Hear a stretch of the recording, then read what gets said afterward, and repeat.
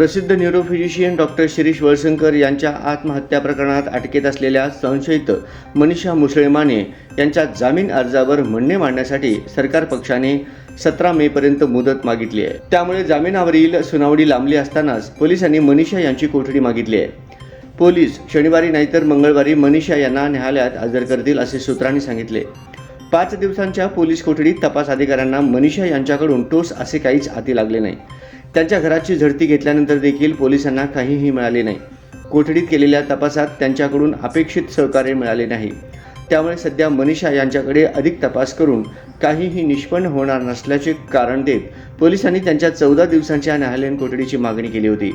या 14 दिवसात पोलिसांना निश्चितपणे काहीतरी ठोस पुरावे मिळतील आणि मनीषा यांना पुन्हा कोठडीत घेतले जाईल असा सर्वांनाच विश्वास होता, पण तसे झालेच नाही। आता मनीषा यांच्या जामीन अर्जावर सरकार पक्षाला न्यायालयात म्हणणे मांडण्यासाठी